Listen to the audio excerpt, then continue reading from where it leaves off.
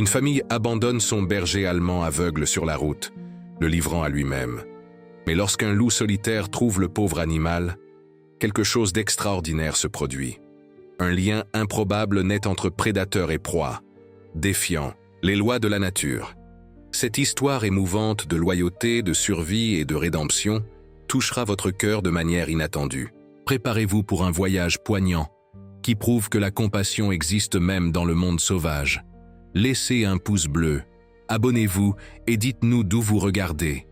Que pourrait-il naître de la rencontre entre l'abandon le plus cruel et la solitude la plus profonde? Sur une route déserte dans les montagnes reculées des Alpes, sous une fine pluie d'automne qui semble pleurer le destin d'un être innocent, un berger allemand au pelage doré tremble de manière incontrôlable. Ses aboiements désespérés, une supplique qui résonne entre les arbres centenaires, poursuivent la voiture qui n'est plus qu'un point lointain, au détour de la route. Le véhicule s'éloigne rapidement, emportant avec lui le dernier lien que cet animal avait avec le monde des hommes. Les yeux voilés par la cataracte qui l'a condamné à l'abandon, le chien tâtonne l'asphalte mouillé comme s'il tentait de déchiffrer une énigme cruelle. Ses pattes, autrefois fermes dans le jardin qu'il considérait comme son foyer, vacillent maintenant face à l'inconnu. L'animal tourne en cercle confus, un rituel angoissant qui expose sa vulnérabilité totale. Son museau, levé vers le ciel, qu'il ne peut voir, tente de capter dans l'air une trace familière, un indice sur la direction à prendre quand on ne peut distinguer le chemin. La nuit approche, apportant avec elle le froid mordant typique des montagnes alpines. Pour un chien domestiqué, aveugle et abandonné, son sort semble scellé. Quelques voitures passent à toute vitesse, indifférentes à cette silhouette tremblante qui, par instinct, s'est écartée sur le bas-côté. La tragédie semble inévitable, attendant simplement le bon moment pour se concrétiser. Mais c'est alors que quelque chose d'inattendu se produit. Une silhouette grise émerge silencieusement de la forêt dense qui borde la route. Des yeux ambrés, attentifs et calculateurs, observent avec curiosité cette créature qui pleure sa solitude à la nuit. C'est un loup, l'un des derniers de son espèce dans cette région. Un survivant qui porte sa propre histoire de perte. Des années d'isolement forcé, après avoir été expulsé de sa meute pour des conflits de territoire, ont fait de ce loup un solitaire méfiant. Son pelage gris, marqué par les cicatrices d'anciennes batailles, raconte des histoires qu'aucun humain n'a jamais entendues. Pendant longtemps, il a erré seul dans ces montagnes, chassant, survivant, existant sans vraiment vivre. Jusqu'à ce moment, quelque chose dans le désespoir du berger allemand éveille chez le loup un sentiment depuis longtemps endormi. Serait-ce de la reconnaissance, de l'empathie, ou simplement l'appel primitif d'une espèce reconnaissant dans l'autre un ancêtre commun? Les raisons demeurent un mystère, mais les actions qui suivent changent à jamais le destin de ces deux êtres. Le loup s'approche avec la prudence de celui qui connaît les dangers du monde.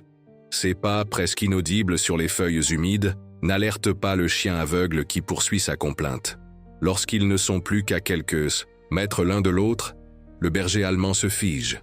Son odorat aiguisé capte une présence sauvage, inconnue, potentiellement létale. Un grognement défensif vibre dans sa gorge. Dernier recours de celui qui ne peut voir son adversaire. Le loup s'arrête, analyse. Dans toute autre situation, un chien domestique serait perçu comme un intrus, un concurrent ou, au mieux, une proie. Mais à cet instant, sous la lumière argentée de la lune qui commence à percer entre les nuages épars, l'extraordinaire se produit. Le loup contourne le berger allemand et, d'un mouvement délicat qui contredit sa nature sauvage, touche le museau du chien avec le sien. C'est un contact bref, presque imperceptible, mais chargé de sens.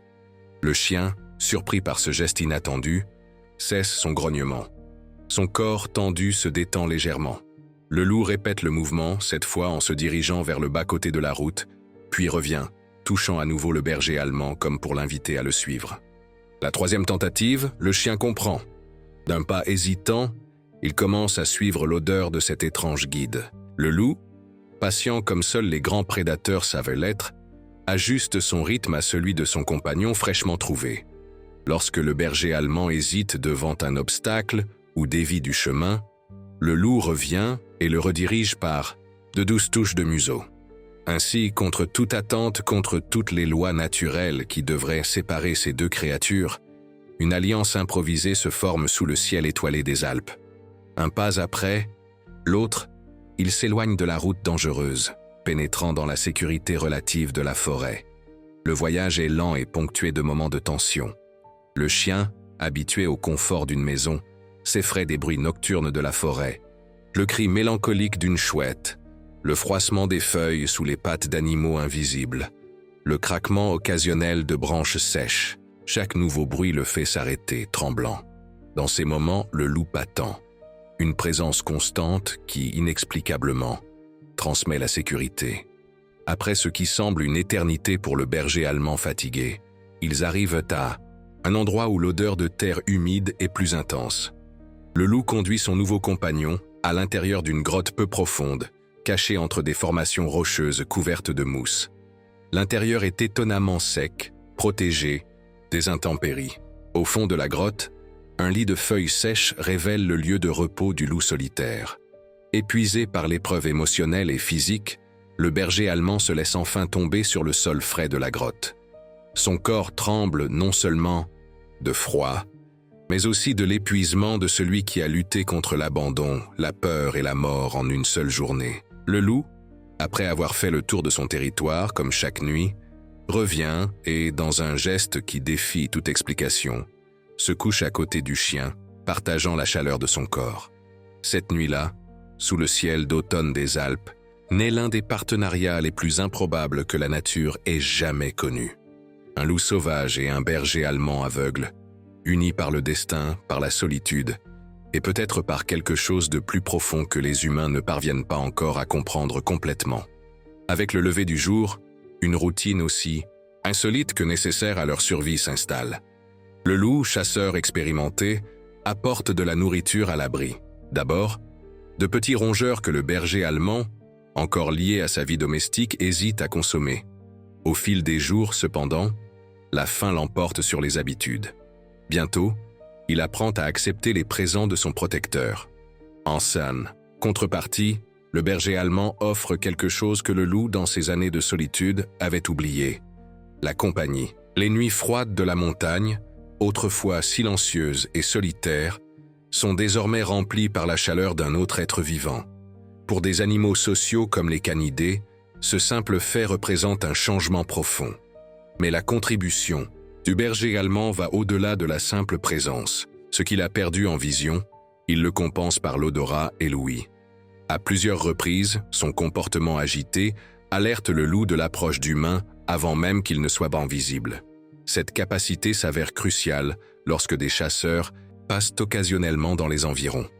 Un langage unique s'établit entre eux, fait de grognements doux, de coups de museau et de postures corporelles. Le berger allemand apprend qu'un certain type d'aboiement du loup signifie un danger imminent. Le loup, quant à lui, comprend que lorsque le chien tourne nerveusement, reniflant avec insistance, c'est signe que des humains approchent. Ensemble, ils affrontent le début de l'hiver dans les Alpes, où la brume matinale enveloppe le paysage d'un manteau fantomatique et les gelées nocturnes cristallisent la végétation. Pour le berger allemand, habitué au confort d'un foyer, l'adaptation est difficile. Mais l'alternative, la solitude de la route, est une pensée lointaine qui envahit parfois encore ses rêves, se manifestant par des gémissements nocturnes que le loup apaise par sa présence réconfortante. Pendant ce temps, dans la petite commune de Val-des-Cimes, la présence d'un loup circulant aux alentours commence à faire jaser. Dans une région où la présence de ces animaux est devenue rare en raison de la chasse et de la destruction de l'habitat, les observations sont traitées tantôt avec crainte, tantôt avec une révérence quasi mystique. Madame Dubois, une professeure de SVT, sciences de la vie et de la terre, retraitée qui a consacré 40 ans de sa vie à l'enseignement dans l'unique collège public du village, entretient son amour pour la nature par des observations régulières de la faune locale. À 72 ans, elle conserve la curiosité scientifique et l'enthousiasme qui ont captivé des générations d'élèves. Lorsqu'elle entend les récits sur le loup, elle décide d'enquêter par elle-même. Avec son vieil appareil photo et un piège photographique acquis spécialement pour documenter les animaux nocturnes, Madame Dubois installe des équipements, à des points stratégiques de la forêt. Au début, elle ne capture que des images floues et peu concluantes. Une silhouette grise entre les arbres, des yeux réfléchissant la lumière infrarouge de l'équipement. Jusqu'à ce qu'un matin, froid de juin, en vérifiant les enregistrements nocturnes, elle tombe sur des images qui défient sa compréhension scientifique et touchent profondément son cœur. La séquence photographique montre clairement le loup guidant patiemment un berger allemand au pelage doré à travers la forêt. Le chien, aux yeux voilés, révélant sa cécité, suit attentivement les signaux de son improbable guide. Madame Dubois, habituée à l'objectivité scientifique, sent des larmes couler sur son visage ridé. En 50 ans d'études du comportement animal, elle n'a jamais été témoin de quelque chose de semblable. Ces images défient tout ce que les livres enseignent sur les relations interspécifiques, en particulier entre prédateurs et animaux domestiqués.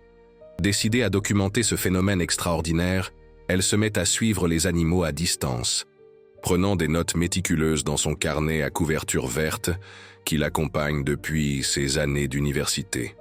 Ces observations révèlent des schémas fascinants.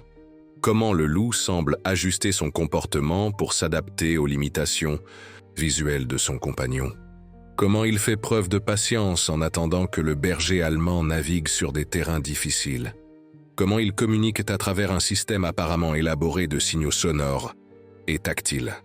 Lors d'une de ses observations, à l'aide d'une puissante longue-vue, Madame Dubois remarque quelque chose qui avait échappé aux caméras. Le berger allemand porte un collier usé par le temps et les intempéries.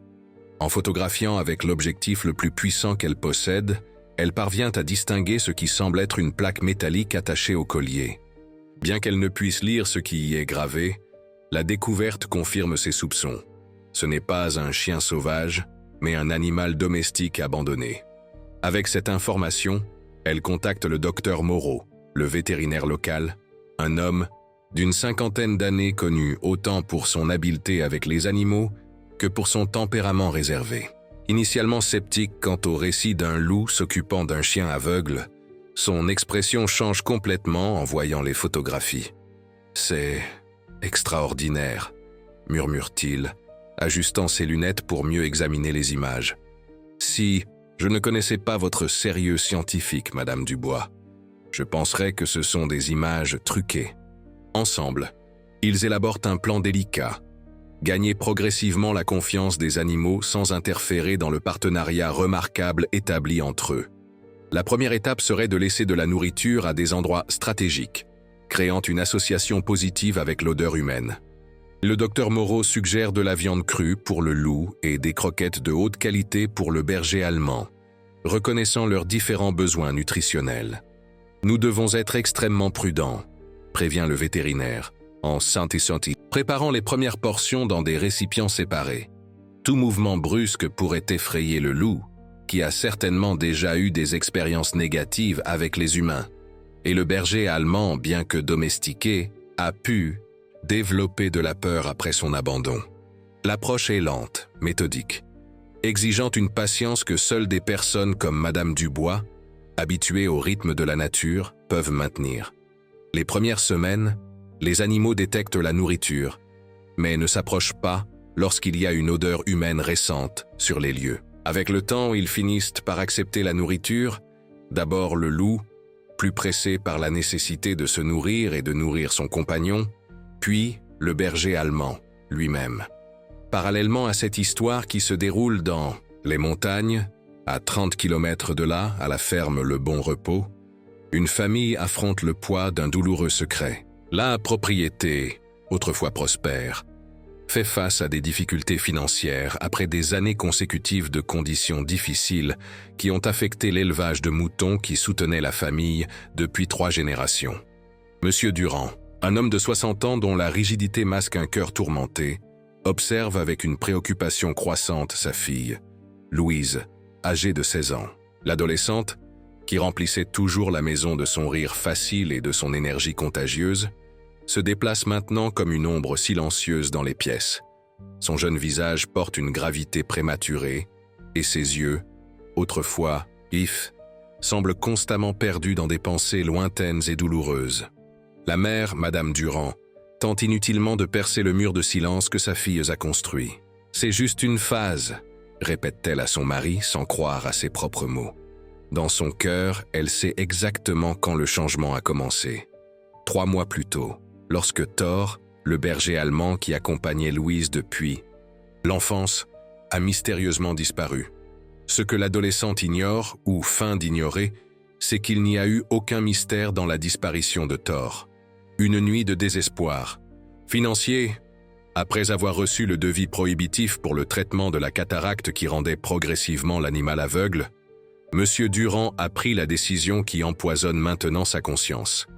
Il a mis le chien dans la voiture, a conduit sur des kilomètres jusqu'à une route déserte et l'y a abandonné, se convainquant qu'un conducteur bienveillant le recueillerait. La culpabilité silencieuse ronge la famille de l'intérieur. Louise, qui a été témoin de l'avancée de la cécité de Thor et a supplié pour obtenir les fonds nécessaires à son traitement, n'a jamais verbalisé ses soupçons sur le rôle de son père dans la disparition. Au lieu de cela, elle s'est enfermée dans un monde intérieur où elle collectionne des coupures de journaux sur les animaux abandonnés et écrit des lettres à son compagnon perdu, des lettres qu'elle garde dans une boîte à chaussures sous son lit, comme de petits fragments d'un cœur brisé.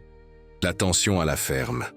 Le bon repos atteint son paroxysme lorsque Monsieur Durand trouve l'une des coupures de journal tombée dans le couloir. L'article parle de l'augmentation de l'abandon d'animaux dans la région et rapporte une statistique alarmante. Seul un animal abandonné sur 10 survit plus d'une semaine sur les routes. En tournant la page, il tombe sur une lettre inachevée de Louise où elle écrit « Thor, je sais que papa a menti en disant que tu t'étais enfui. Je sais ce qu'il a fait. » La culpabilité, ce fardeau invisible qui pesait sur ses épaules, devient soudainement concrète, palpable dans les mots accusateurs de sa fille. Cette nuit-là, Monsieur Durand ne parvient pas à dormir.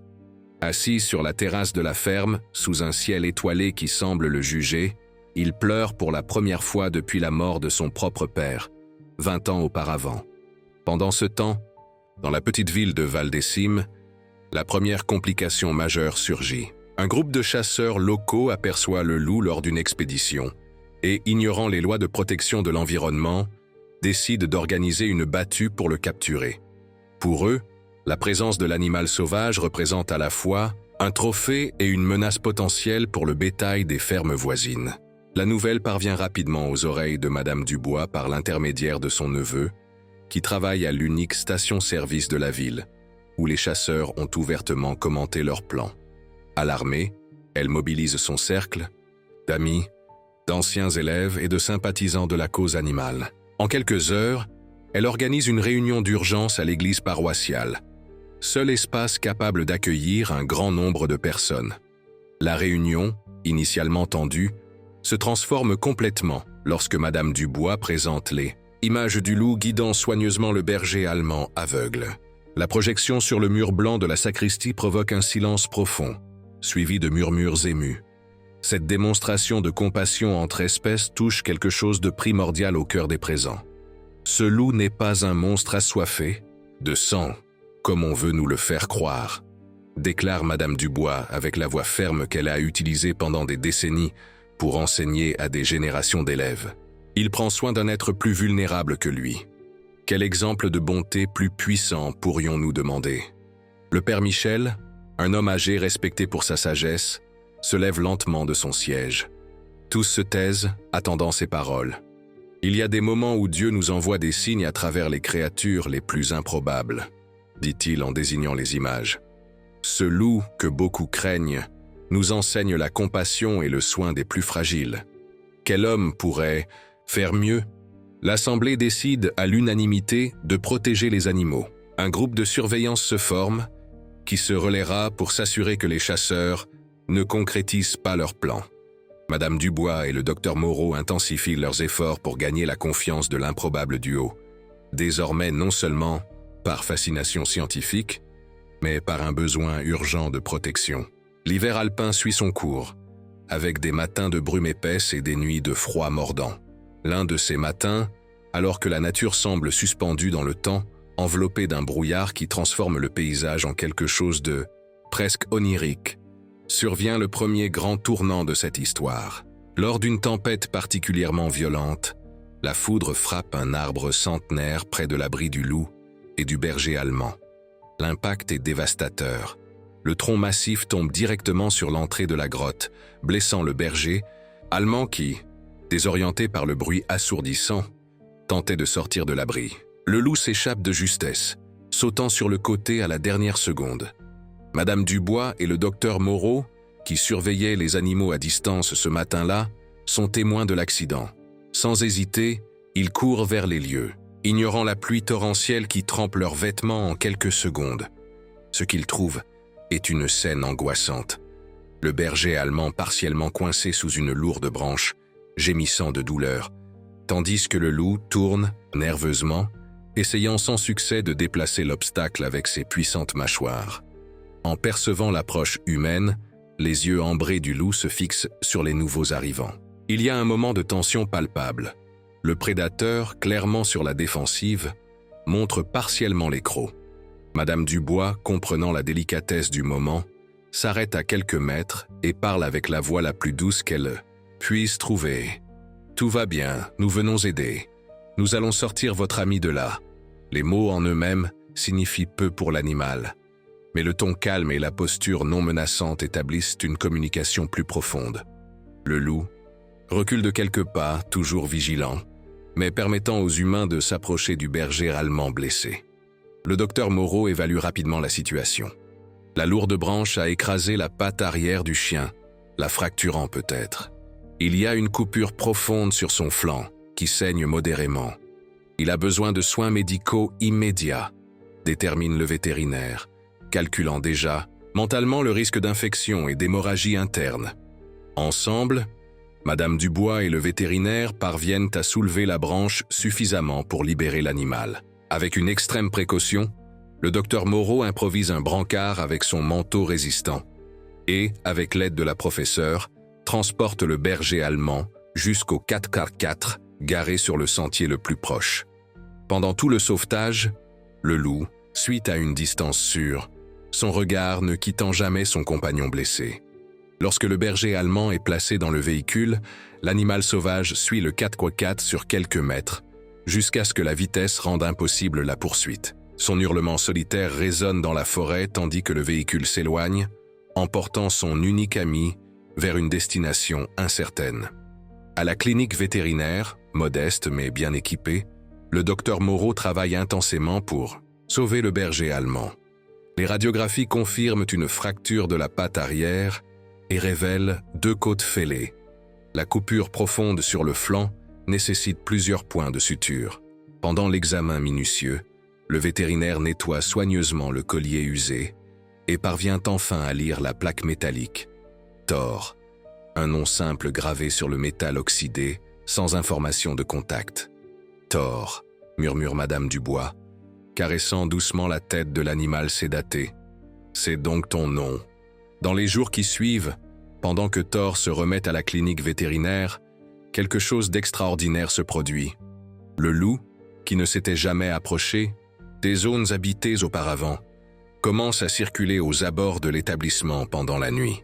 Les employés rapportent entendre des grattements aux portes arrière et, occasionnellement, des hurlements sourds qui ressemblent à des appels.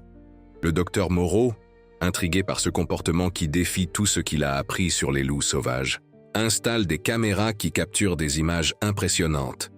L'animal arrive toujours à la même heure, fait plusieurs fois le tour du bâtiment, renifle avec insistance les fenêtres et les portes et s'assoit fréquemment devant l'entrée.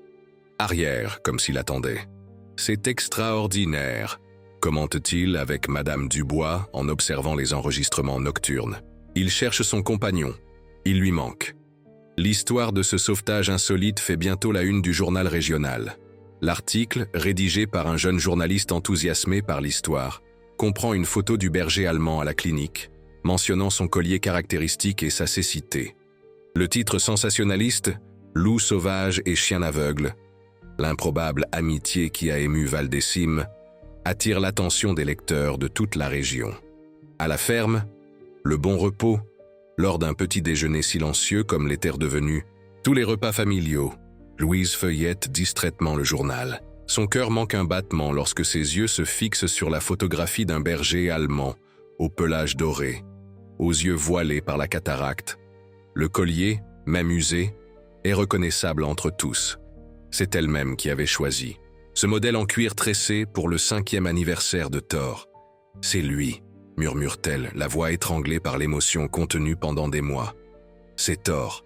Ses parents, assis à table, la regardent avec surprise. C'est la première fois depuis des mois qu'ils entendent sa voix exprimer autre chose qu'une tristesse contenue. Madame Durand prend le journal, lit rapidement l'article et son visage pâlit. Elle lève les yeux vers son mari. Une accusation, silencieuse, planant entre eux.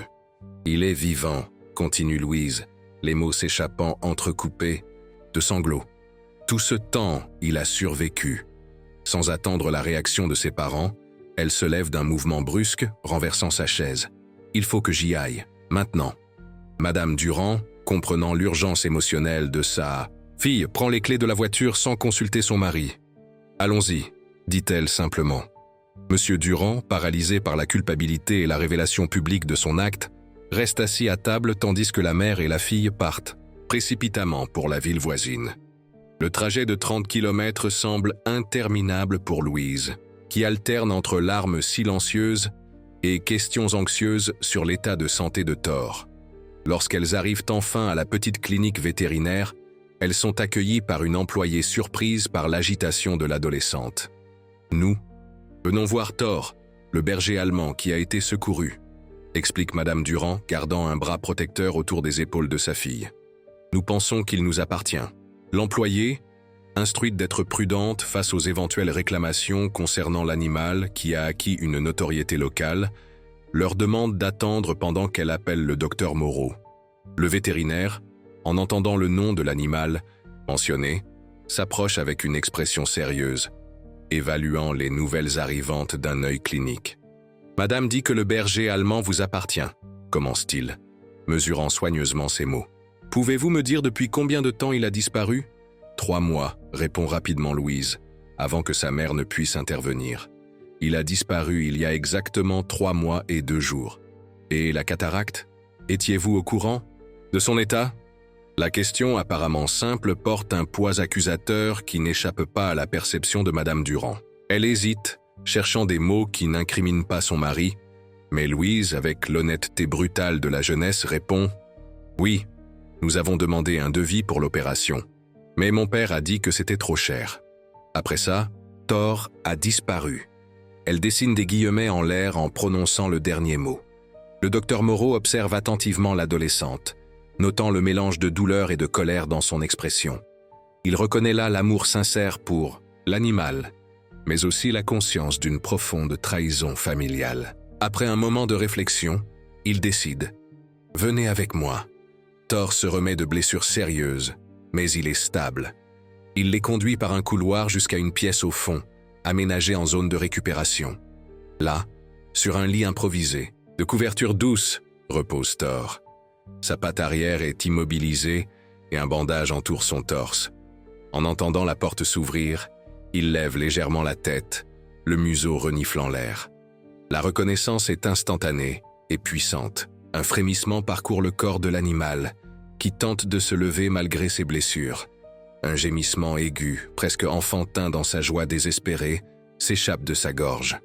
Louise court vers lui, tombant à genoux à côté du lit, improvisé. « Thor !» sanglote-t-elle, enfouissant son visage dans le pelage doré du cou de l'animal. « Pardonne-moi de ne pas avoir réussi à te protéger. » La scène est interrompue par un bruit soudain venant de la porte arrière, des grattements insistants suivis d'un son bas, presque un appel. Le docteur Moreau reconnaît immédiatement. « C'est le loup », explique-t-il, voyant l'expression confuse de Madame Durand. « Il vient toutes les nuits chercher Thor. »« Le loup ?» interroge Louise, levant son visage mouillé de larmes. « Celui de l'article ? Celui qui s'occupait de Thor ?» Le vétérinaire confirme d'un signe de tête. Ils ont formé un partenariat extraordinaire. Le loup guidait Thor dans la forêt, chassait pour lui, le protégeait. Je n'ai jamais rien vu de semblable de toute ma carrière. Le bruit à la porte s'intensifie, comme si l'animal à l'extérieur percevait l'agitation à l'intérieur de la clinique. Le docteur Moreau, prenant une décision impulsive qui contrevient à tous les protocoles de sécurité, se dirige vers la porte arrière. « Je vais le laisser entrer brièvement », dans une zone contrôlée, explique-t-il. Je veux que vous voyiez. Leur réaction. C'est quelque chose qu'il faut voir pour comprendre. Madame Durand, alarmée, tire Louise plus près d'elle. C'est sûr? Un loup sauvage dans la clinique? Normalement, je dirais non, admet le vétérinaire. Mais ce loup a montré un comportement tellement atypique que je suis prêt à prendre un risque calculé. Nous resterons à une distance sûre, observant à travers la vitre de la salle, attenante. Le docteur Moreau conduit la mère et la fille dans une salle d'observation et, utilisant un système de double porte, permet au loup d'entrer dans l'enceinte où se trouve Thor. L'animal sauvage hésite brièvement à l'entrée, analysant l'environnement inconnu. Ses yeux ambrés, attentifs et prudents, balayant l'espace jusqu'à se fixer sur la silhouette allongée du berger allemand. Ce qui suit est une scène que Louise n'oubliera jamais. Le loup s'approche lentement de Thor, qui, malgré sa vision limitée, reconnaît immédiatement l'odeur de son compagnon. Le berger allemand tente à nouveau de se lever, parvenant cette fois à s'asseoir malgré l'inconfort évident. Les deux animaux se touchent, museau contre museau, dans un geste délicat qui ressemble à une salutation entre vieux amis. Le loup contourne prudemment le chien, reniflant ses blessures, émettant des sons bas qui ressemblent presque à des questions. Thor répond par de petits gémissements, comme s'il racontait son histoire. « C'est incroyable », murmure le docteur Moreau, observant l'interaction. Ils ont développé leur propre langage. Louise observe la scène, des larmes silencieuses coulant sur son visage. La culpabilité qu'elle portait pour l'abandon de Thor est partiellement soulagée par la révélation qu'il a trouvé non seulement la survie, mais aussi la compagnie et la protection sous la forme la plus improbable. Qu'est-ce qui se passe maintenant? Demande-t-elle sans détourner les yeux de la scène touchante devant elle. Thor, il peut rentrer à la maison avec nous quand il sera rétabli? La question, apparemment simple, ouvre une source de complexité que le docteur Moreau avait évité d'affronter. Il échange un regard significatif avec Madame Dubois, qui venait d'arriver à la clinique et s'était jointe à eux pour l'observation. Ce n'est pas si simple, commence prudemment le vétérinaire. Thor et le loup ont développé un lien profond. Les séparer serait traumatisant pour les deux. De plus, il hésite, cherchant la manière la plus délicate d'exprimer sa pensée. De plus, continue Madame Dubois, assumant la tâche difficile, nous devons considérer ce qui est le mieux pour Thor. Il a été abandonné au moment où il avait le plus besoin de soins. La déclaration, bien que douce dans le ton, est incisive dans sa signification. Louise se recroqueville, comme si elle avait reçu un coup physique. « Ce n'est pas moi », proteste-t-elle, la voix étranglée. « J'ai supplié pour qu'on ne l'emmène. »« Pas. Nous le savons, ma chérie, » répond Madame Dubois, posant une main réconfortante sur l'épaule de l'adolescente. « Mais nous devons penser à son bien-être maintenant. » La conversation est interrompue par l'arrivée inattendue de Monsieur Durand. L'homme, visiblement abattu, s'arrête à la porte de la salle d'observation. Ses yeux, marqués par des cernes profonds, se fixent d'abord sur sa fille, puis sur la scène derrière la vitre. Le loup maintenant couché protecteur à côté du berger allemand. « Je suis venu assumer ce que j'ai fait », déclare-t-il, la voix rauque de celui qui a contenu ses émotions trop longtemps. « C'est moi qui ai abandonné Thor sur la route. Je pensais que quelqu'un le trouverait rapidement, quelqu'un qui pourrait payer le traitement pour ses yeux. » Le silence qui suit sa confession est lourd, chargé de jugements non verbalisés. Le docteur Moreau est le premier à le briser. Savez-vous que l'abandon d'animaux est un délit environnemental? Que vous pourriez être poursuivi pour cela? Monsieur Durand acquiesce lentement. J'en suis conscient, et j'accepte les conséquences. Il y a une dignité triste dans sa posture, celle d'un homme qui affronte enfin le poids de ses actes. Mais avant toute chose, je veux demander pardon à ma fille.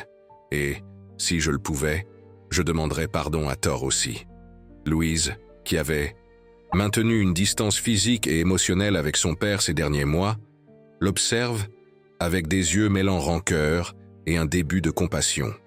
L'homme devant elle n'est pas le patriarche autoritaire qu'elle a connu toute sa vie, mais quelqu'un de brisé par le poids de sa propre conscience. « Que suggérez-vous alors ?» demande le docteur Moreau, son ton professionnel masquant partiellement sa désapprobation. Thor se remet bien physiquement, mais il aura encore besoin de soins, et il y a la question du loup. Je veux faire ce qui est le mieux pour Thor, répond Monsieur Durand, surprenant tout le monde par l'humilité dans sa voix. Si cela signifie qu'il ne rentrera pas à la maison avec nous, j'accepterai. Si cela signifie payer pour son opération de la cataracte, je trouverai un moyen. Madame Dubois, observant attentivement la dynamique familiale, intervient avec la sagesse de celle qui a passé des décennies à arbitrer des conflits en classe. Peut-être pouvons-nous trouver une solution qui profite à tous. J'observe ces deux animaux depuis des semaines, et je peux dire avec certitude que les séparer serait cruel. En même temps, Thor reconnaît clairement sa famille, en particulier Louise. Elle fait une pause, organisant les pensées qu'elle développait depuis la première observation de l'extraordinaire père. Je pense proposer à la mairie et aux autorités environnementales la création d'un petit sanctuaire éducatif, un endroit où le loup pourrait vivre en semi-liberté, Thor recevrait les soins nécessaires et les deux resteraient ensemble. L'idée, lancée comme une graine semée en terre fertile de culpabilité et de désir de rédemption, commence immédiatement à germer. Le docteur Moreau, initialement sceptique quant à la faisabilité logistique, s'enthousiasme bientôt pour les possibilités. Nous pourrions transformer cela en un centre d'éducation à la conservation et au comportement animal. Les écoles pourraient visiter, apprendre l'importance de la préservation des espèces indigènes comme le loup, sur la responsabilité envers les animaux domestiques. Et ma famille pourrait participer, demande timidement Louise. Je pourrais rendre visite à Thor régulièrement? Plus que ça, répond Madame Dubois, une lueur enthousiaste apparaissant dans ses yeux fatigués. Tu pourrais être une partie active du projet.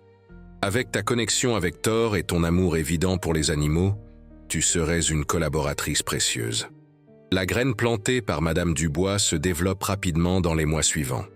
Le cas du loup et du berger allemand, publié dans les journaux régionaux et partagé sur les réseaux sociaux, attire l'attention nationale. Écologistes, vétérinaires et curieux se déplacent jusqu'à la petite ville de Val-des-Cimes pour témoigner du partenariat extraordinaire entre les animaux. Avec le soutien de la mairie, qui reconnaît le potentiel touristique et éducatif de l'histoire, une zone de 5 hectares est désignée pour le futur sanctuaire. Les autorités environnementales, initialement réticentes à l'idée de maintenir un loup en semi-liberté, cèdent devant l'épreuve du comportement atypique de l'animal et de son lien avec le berger allemand. La nouvelle de la création du sanctuaire attire l'attention d'une grande entreprise de cosmétiques qui cherche des histoires inspirantes pour sa nouvelle campagne publicitaire. L'offre financière pour utiliser l'image du loup et du chien est substantielle. Des ressources qui pourraient accélérer la construction du sanctuaire et financer l'opération de la cataracte si nécessaire de Thor. La communauté se divise. Certains voient l'opportunité comme providentielle, un moyen rapide de concrétiser le projet et d'améliorer la qualité de vie de Thor. D'autres, menés par Madame Dubois, craignent l'exploitation commerciale de l'histoire et la perturbation que l'exposition médiatique pourrait causer aux animaux. Lors d'une réunion tendue tenue dans la salle paroissiale, les voix s'élèvent pour défendre différentes positions. La discussion semble interminable jusqu'à ce que Louise, généralement timide en public, demande la parole. Avec une confiance nouvellement découverte, elle se place devant les présents. Thor et le loup ne sont pas des produits à vendre, déclare-t-elle, sa voix juvénile portant une conviction qui réduit l'assemblée au silence. Ce sont des êtres vivants qui ont trouvé compagnie et protection l'un auprès de l'autre, quand nous, les humains, leur avons fait défaut. Utiliser leur histoire pour vendre des produits serait une autre forme d'abandon. Ces mots, simples, mais profondément ressentis, touchent quelque chose d'essentiel chez les présents. La proposition de l'entreprise de cosmétiques est poliment refusée et la communauté décide de chercher un financement alternatif par le biais de dons et de partenariats avec des universités et des institutions environnementales. 6 mois après le sauvetage dramatique dans la forêt, survient le plus grand retournement de situation de cet extraordinaire voyage. L'opération de la cataracte, financée par une campagne de financement participatif en ligne qui a ému des gens de toute la France, est réalisé avec succès. Thor, maintenant remis de ses blessures physiques, a l'opportunité de revoir, même partiellement, le monde qui l'entoure. Le moment où le berger allemand voit pour la première fois son ami Lou est enregistré en vidéo par l'équipe du Dr Moreau. L'enregistrement, partagé avec une permission prudente sur les réseaux sociaux, devient instantanément viral. On y voit Thor, encore hésitant avec sa vision fraîchement retrouvée, reconnaissant progressivement la silhouette du loup. Le chien se fige momentanément, comme s'il traitait visuellement ce qu'il ne connaissait que par les odeurs et les sons. Puis, dans un mouvement de pure joie, il s'approche vivement de son protecteur, lui léchant le museau dans un geste qui transcende les espèces et les attentes.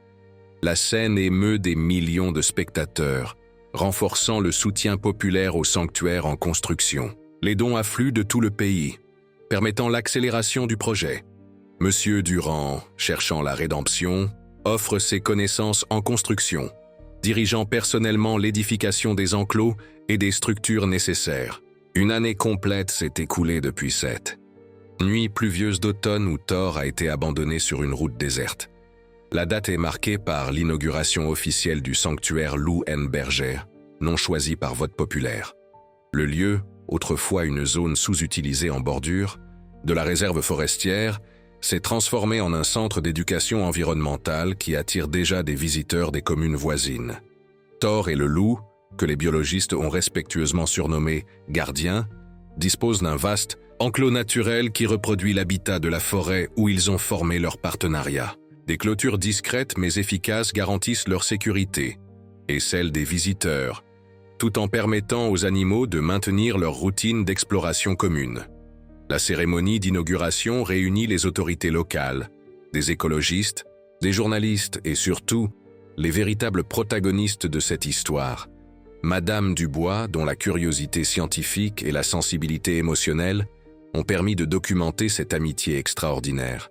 Le docteur Moreau, dont les connaissances vétérinaires ont sauvé la vie de Thor.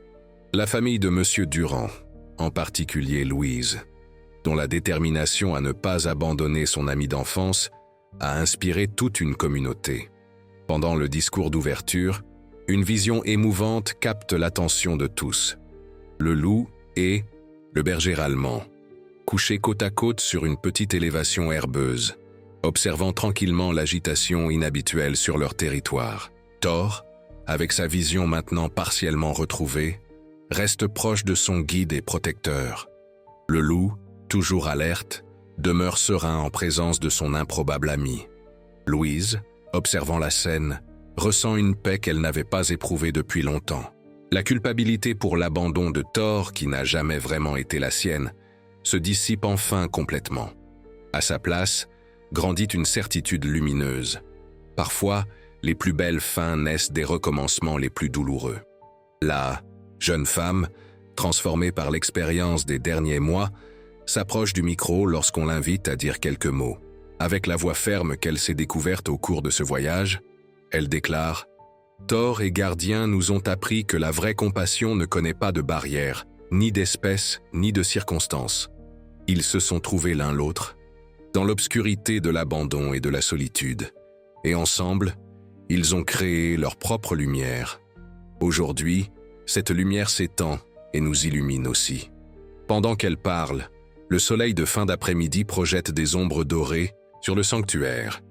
Thor et le loup, comme s'ils comprenaient la solennité du moment, observent la scène depuis leur lieu de repos partagé. Leurs corps, détendus l'un contre l'autre, racontent silencieusement l'histoire la plus extraordinaire, celle de comment l'abandon le plus cruel et la solitude la plus profonde peuvent, contre toute attente, se transformer en la plus improbable et la plus belle des amitiés. À l'horizon, le soleil se couche sur les montagnes des Alpes, teintant le ciel de nuances orangées et roses. Une nouvelle nuit approche, mais cette fois, ni Thor ni le loup n'affronteront l'obscurité seuls. Plus on est, jamais.